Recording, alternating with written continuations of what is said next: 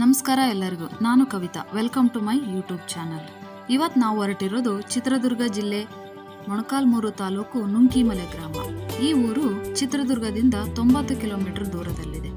ಅಂದರೆ ಕಾರಲ್ಲಿ ಹೊರಟ್ರೆ ನಾವು 1.5 to 2 ಗಂಟೆ ಒಳಗಡೆ ಈ ಪ್ಲೇಸ್ನ ತಲುಪಬಹುದು.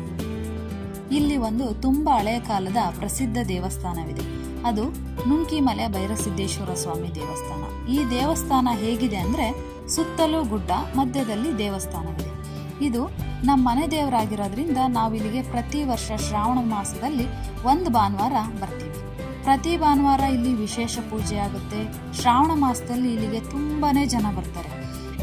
ಇಲ್ಲಿ ನಮ್ಮ ಮನೆಯವರು ಮತ್ತು ನನ್ನ ಮಕ್ಕಳಿಬ್ಬರು ದೇವಸ್ಥಾನನ ಪ್ರದಕ್ಷಿಣೆ ಆಗ್ತಾ ಇದ್ದಾರೆ. ಇಲ್ಲಿ ಚಿಕ್ಕದಾದಂಥ ಒಂದು ವಸ್ತು ಸಂಗ್ರಹಾಲಯವೂ ಕೂಡ ಇದೆ. ಇದರಲ್ಲಿ ಆಗಿನ ಕಾಲದ ಕೆಲವೊಂದು ವಸ್ತುಗಳನ್ನು ಕೂಡ ಇಟ್ಟಿದ್ದಾರೆ.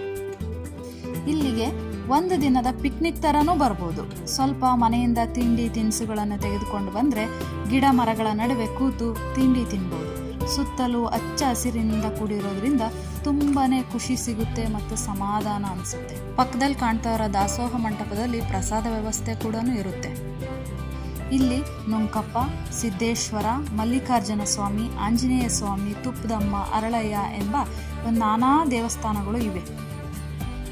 ಇನ್ನೊಂದು ವಿಶೇಷ ಏನಪ್ಪ ಅಂದರೆ ಭೈರಸಿದ್ದೇಶ್ವರ ಸ್ವಾಮಿಯ ರಥೋತ್ಸವ ಕೂಡ ಜರುಗುತ್ತೆ. ಯಾವಾಗ ಅಂದರೆ ಬಸವನ ಜಯಂತಿ ಮುಗಿದ ನಂತರ 9ನೇ ದಿನದಂದು ರಥೋತ್ಸವ ನಡೆಯುತ್ತೆ.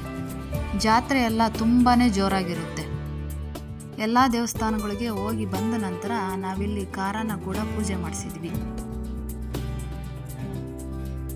ತುಪ್ಪದಮ್ಮ ಮತ್ತು ಹರಳಯ್ಯನವರ ವಿಶೇಷ ಕಥೆಗಳು ಇವೆ. ಆ ಕಥೆಗಳನ್ನು ನಾನು ನಿಮಗೆ ಮುಂದಿನ ವಿಡಿಯೋದಲ್ಲಿ ತಿಳಿಸ್ತೀನಿ.